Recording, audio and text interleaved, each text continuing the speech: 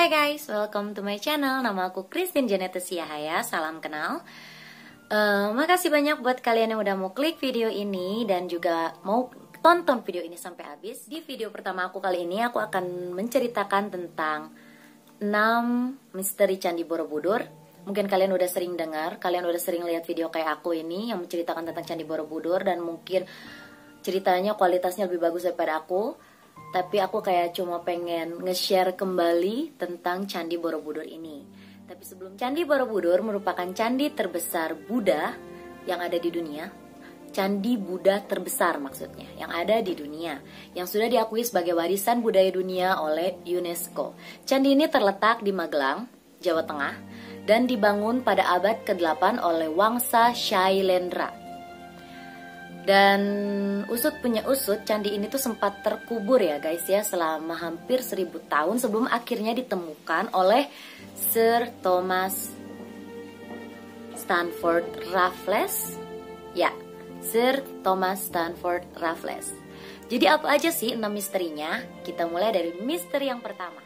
Misteri yang pertama adalah Danau Purba. Maaf kalau seandainya kalian kayak ngedenger suara angin, karena emang di luar anginnya gede banget dan jujur masuk ke dalam anginnya. Oke, next ya, balik ya.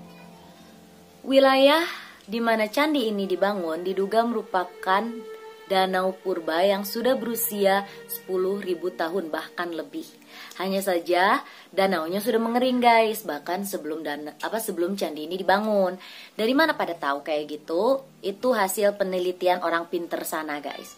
Dan mereka meneliti tanah dan ditemukanlah ada beberapa elemen yang menyatakan bahwa tempat lokasi candi ini dibangun merupakan bekas danau yang telah mengering, dan dia mengering secara alami. Ya, mungkin ibaratnya hidup ini selalu berubah ya guys ya. Asalnya ada danau yang lebat juga bisa aja mengering kalau kena kemarau sampai berapa tahun gitu kan. Kita nggak tahu sih, karena itu kejadiannya udah lama banget tentang danau ini. Oke, lanjut. Yang kedua adalah adanya relief tersembunyi yang berada di bawah kaki Candi Borobudur. Relief ini sering disebut dengan Karma Wibangga. Dan relief ini menggambarkan tentang kekerasan yang mungkin ibaratnya yang sering terjadi di dunia ini, dan mungkin dari zaman dulu juga sering terjadi, dari antara perkaosan, tindakan pembunuhan dan lain sebagainya. Pokoknya tipe-tipe kejahatan dunia. Nah, dan di sini yang menjadi misteri adalah mengapa ada relief tersembunyi atau relief yang menggambarkan kekerasan di tempat ibadah gitu loh. Bagaimanapun juga kan ini candi Buddha.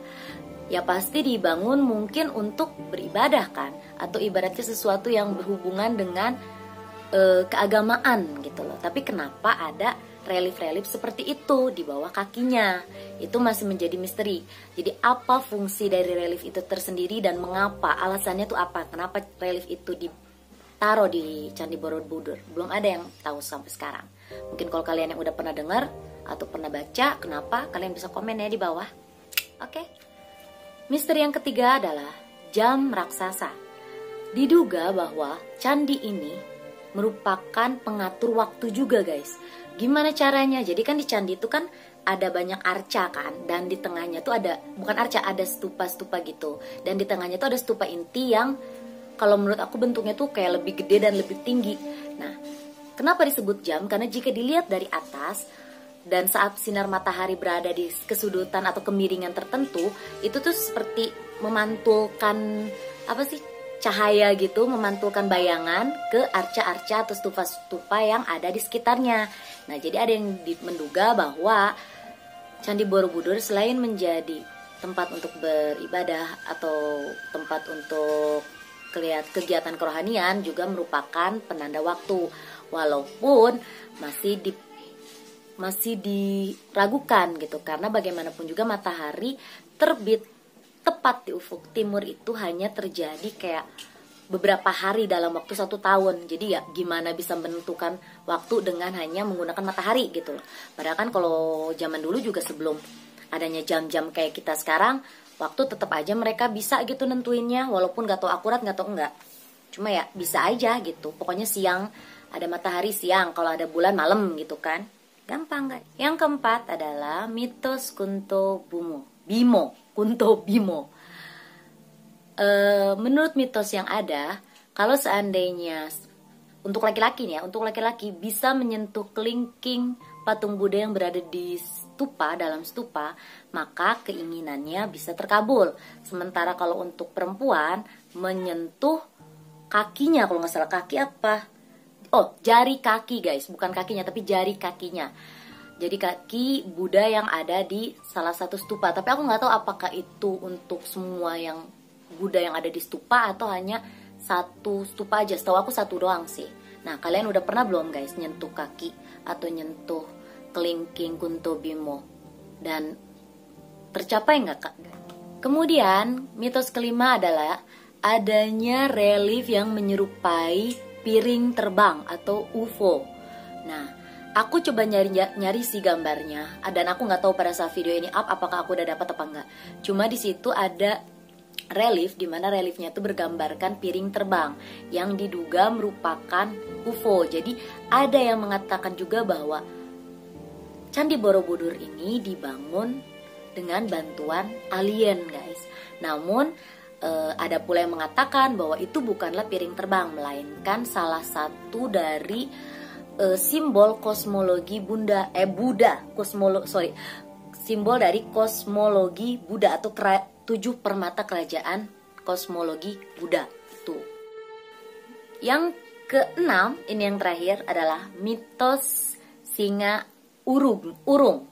Nah, ada yang mengatakan bahwa kalau seandainya orang yang memiliki niat jahat melewati patung singa ini, maka dia bisa dihantui dalam mimpinya.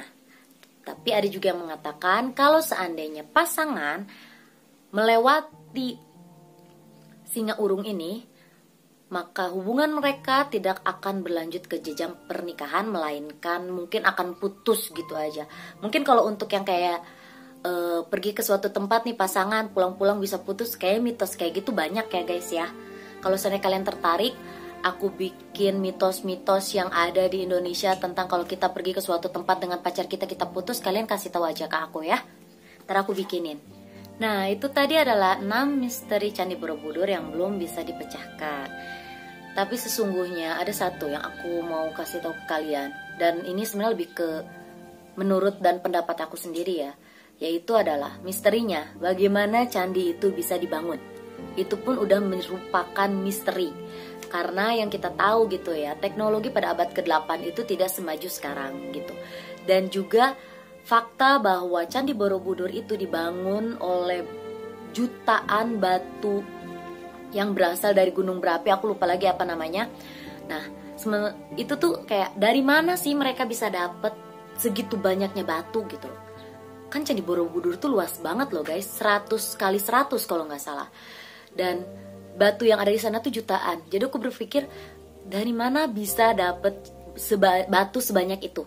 Sementara gunung berapi yang ada di sekitar Candi Borobudur itu jaraknya juga tidak dekat.